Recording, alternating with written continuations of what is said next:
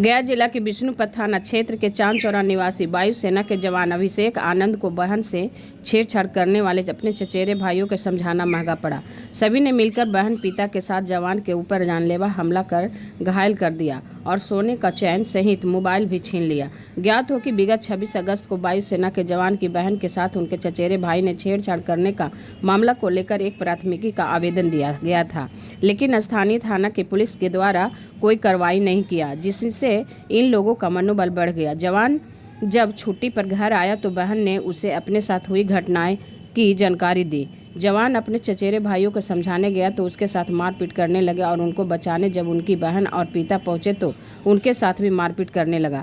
अभिषेक आनंद ने कहा कि मेरे पिताजी और बहन जो एक निजी स्कूल में पढ़ाते हैं, दोनों घर पर अकेले रहते हैं और मेरा चचेरा भाई और उनका परिवार आए दिन लड़ाई झगड़ा करते रहता है और बहन के साथ कई बार जबरदस्ती करने का प्रयास किया है। इससे तंग आकर हम लोग पुलिस अधीक्षक और थाना को आवेदन दिया, लेकिन आज तक कोई कार्रवाई नहीं होने के कारण ही आज उन लोगों ने इस घटना का अंजाम दिया और कहा जहां जाना है जाओ, हम लोग को कोई कुछ नहीं बिगाड़ सकता।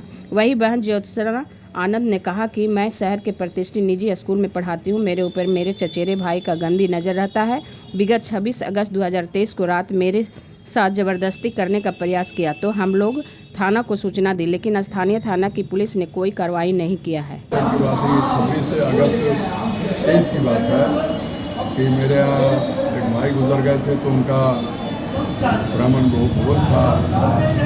ये सीढ़ी से उतर रही थी, बस कल्लू और दीनू ने इसको पकड़ लिया। बस ऐन मौके पर जो है पता नहीं लाइन काट दिया, ये कट दिया, अंधेरा हो गया। अब इसके साथ ज़बरदस्त छेड़खानी कर दिया वो। तो उसके बाद ये दौड़ करके आई, रोती हुई तो हम अपनी वाइफ के दवा लाने के लिए गए थे। वाइफ को 3-4 दिन से फीवर था, तो आए तो फिर पता लगा कि इस तरह की बात हुई। तो फिर हमने अगले दिन पूछा कि भाई क्या मामला है, आपकी बहन लगती है और आप 8 वर्षों से इस तरह का भद्दा मजाक करते हो, मैं चुप रहता हूँ, क्या मतलब है। बोला कि सब बोलोगे तो तुम्हारी भी बड़ी मरम्मत कर देंगे। तो जब मैं अच्छा फिक्री पक्षा बाद में तुम बात करना तो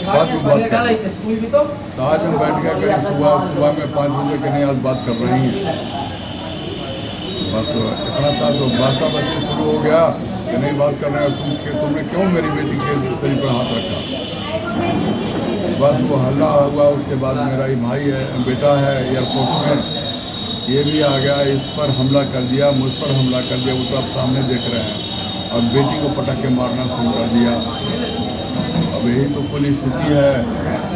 और इसके पहले भी हम ये सब आशंका के लेकर के 20 तारीख को इन्फॉर्मेटिव पिटीशन थाना में और SSP के यहाँ दे चुका हूँ। और थाना में ऐसे भी अलग से एक एप्लीकेशन दिया था कि देखिए वे लोग बहुत हमको डिस्टर्ब कर रहे हैं। ये हुई कि इन्होंने छेड़खानी के बारे में पहले ये बताया था, तो मैं जब कल छुट्टी से आया तो इन्होंने बोला कि बात करके मैटर क्या है, ये ऐसे करते हैं तो अच्छी बात नहीं है फैमिली के लिए। तो मैंने इस मैटर पे बात करने के लिए मॉर्निंग में जब बात करने के लिए गया कि ये सब क्या कर रहे हो, ये सब गलत चीज़ है, हम इसके खिलाफ ऑलरेडी हम पिटीशन दे रखे हैं। तो बोला कि क्या कर लोगे, तुम फौजी हो तो फौज में हो, हम यहाँ देख लेंगे तुम लोग को।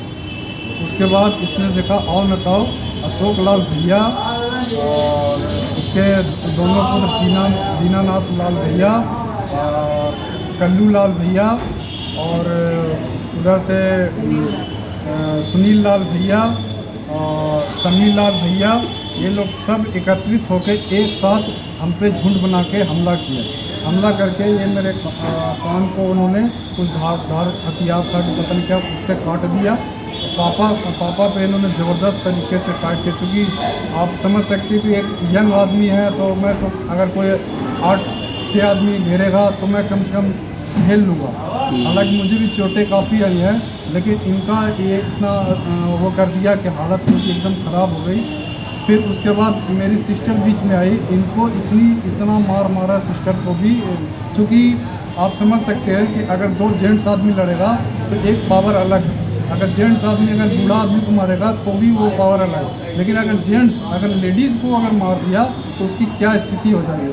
बहुत बुरी तरीके से मेरी सिस्टर को मारा, आप देख सकते हैं। मेरे पिताजी को मारा गया, मेरा चचेरा भाई है दीनूलाल भैया, कलूलाल भैया, उसके पिताजी अशोक लाल भैया।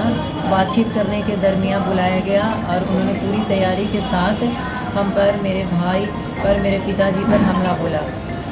जब मैं उसी दरमियान पूरा जब खून लेवल मैं बीच में मैं सोई हुई थी, क्योंकि मेरी ड्यूटी आवर थी मॉर्निंग का। मैं एक संस्थान में एक शिक्षिका के रूप में कार्यरत थी, लेकिन बातचीत करने के लिए जब ये मेरा भाई कल आया था गया तो इन्होंने बोला था कि बुलाओ और अब बातचीत करेंगे, लेकिन वो बातचीत तो नहीं किया, लेकिन उन्होंने इतना मारा, इतना मेरे पेट में, मेरे साइड में। मैं जब थाना गई तो थाने वाले में भी कोई एक्शन नहीं लिया।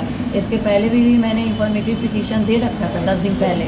इसके अलावा भी परसों मैंने एक सना लिखवाई थी, जिन्होंने नहीं पुलिस वालों ने, विष्णुपत थाना ने कोई कार्रवाई नहीं की।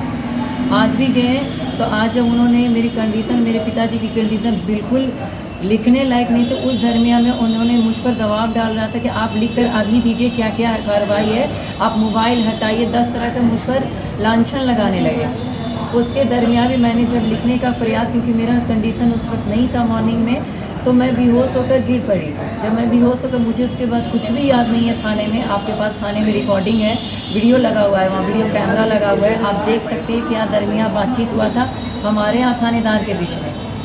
और इसलिए यही बस हम आपसे यही कहना चाहते हैं, ये घटना बराबर होती है, ये कोई नई घटना नहीं। वो लगातार गालियाँ देना, मेरी स्कूटी पर कभी ब्लेड से काट देना, कभी पंचर कर देना। माँ बहन प्रतिदिन धंधा करने जाती है, पैसा कमा के क्या करती है। इसमें हमारे घर के एक जितने कहा जाता है कि लेडीज़ से लेकर जेंट्स तक के सारे लोग शामिल हैं। आप कह सकते हैं मेरी चाची, आए दिन मेरी चाची छत पर से गाली गलौज तरह तरह का देती रहती है। उनकी बहू, उनका बेटा, उसको उकसाया जाता है कि हाँ तुम जाओ, ये अकेली लड़की है, बूढ़ा बाप के साथ रहती है, इसका भाई एयरफोर्स में है, क्या कर लेगा एयरफोर्स का अलग, क्या कर लेगा थाना वाला। और मेरे पास इतना पैसा है कि हम थाना वाला को भी खरीद कर लेकर आ जाएंगे। जब तक हम थाना वाला के पास जाते हैं, पता नहीं क्या बातें थी, कोई एक्शन नहीं लेता है।